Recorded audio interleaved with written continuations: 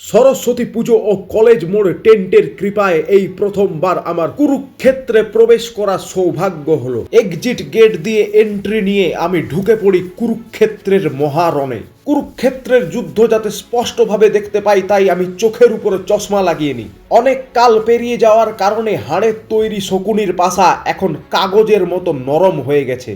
কিছুক্ষণ পরেই কুরুক্ষেত্রের ময়দানে ঢাকি ও ব্যান্ড পার্টির মধ্যে চরম যুদ্ধ বেঁধে যায়। কিছুক্ষণের মধ্যেই ঢাকিরা কয়েকজন ব্যান্ড পার্টির মেম্বারকে তাদের চক্রব্যূহে ঘিরে ফেলে, কিন্তু এই মোক্ষম সময়ে দুপক্ষের কাছে আমেরিকার রাষ্ট্রপতি ডোনাল্ড ট্রাম্পের ফোন চলে আসে যে এই মুহূর্তে যুদ্ধ না থামালে ব্যান্ড বাজানো ও ঢাক বাজানোর উপরে 150% ট্যারিফ লাগিয়ে দেওয়া হবে, যার ভয়ে তারা যুদ্ধ বন্ধ করে দেয়। যুদ্ধক্ষেত্রে চরম হেঁটা খেলেও ব্যান্ড পার্টিরা এই বলে বিজয় মিছিল বার করে যে তারা ঢাকিদের নাকি ছোটা ঢাক ফাঁসিয়ে দিয়েছিল, যদিও এর কোনো প্রমাণ নেই। এইভাবে হঠাৎ যুদ্ধ বন্ধ হয়ে যাওয়ার কারণে রাগে দুঃখে ও অভিমানে সেনাপতিদের রথের ঘোড়াগুলির মুখ বেঁকে যায়। আমি যুদ্ধক্ষেত্রে প্রবেশ করতেই এক ঢাকি আমার উপর হামলা করে দেয়, কিন্তু আমি চরম বীরত্বের সাথে সেটি মোকাবেলা করার জন্য সেখান থেকে পিছন তুলে দৌড়ে পালাই, কারণ দৌড়ানো স্বাস্থ্যের জন্য খুবই উপকারী।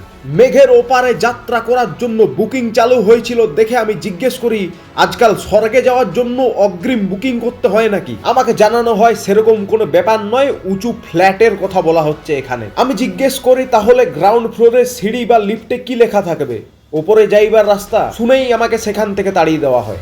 ফিজিক্সের ম্যাগনেটিজম চ্যাপ্টারেরও একটি প্রত্যক্ষ প্রমাণ পেলাম, unlike poles attract each other. ঠিকঠাক সময়ে ডেকোরেটার্সের বিল না মেটালে তারা কিভাবে প্রতিশোধ নেয় তারও জলজ্যান্ত উদাহরণ পেলাম একটা। নিজের শালবনী স্টিল প্ল্যান্ট থেকে কিরকম উন্নত মানের লোহা তৈরি হবে তারই প্রমোশন করছিলেন একজন বিশিষ্ট বাঙালি ইন্ডাস্ট্রিয়ালিস্ট। মা সরস্বতীর ভোগে এই বছর খিচুড়ির সাথে বোঁদে দেওয়া হবে না শুনে তড়িঘড়ি রাস্তায় ধর্নায় বসার প্রস্তুতি নিচ্ছিলেন কিছু ভক্তবৃন্দ।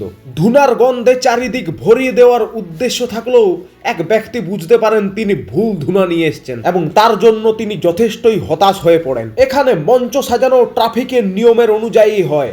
লাল সিগন্যাল থাকার জন্য স্টেজে চেয়ার লাগানোর কাজ সাময়িক বন্ধ রাখা হয়েছিল, কিন্তু সবুজ বাতি জ্বলে উঠতেই চেয়ার লাগানোর কাজ একদম সম্পূর্ণ করে ফেলা হয়। পুরো ব্যাপারটা লাল লাল থাকায় আমি দাদাকে জিজ্ঞেস করি, দাদা তুমি কি কমরেড? দাদা বলে, না আমি বেশি রেড। সরস্বতী পুজোর প্যান্ডেল দেখতে যাওয়ার জন্য এক ব্যক্তি টোটো না পেয়ে রাস্তায় চেঁচামেচি জুড়ে দেন। বাইকে যাওয়া মানুষদের কাছেও লিফট চেয়ে তিনি কোনো লিফট পেলেন না। আমার কাছে লিফট চাওয়ার আগে আমিও কেটে পড়ি।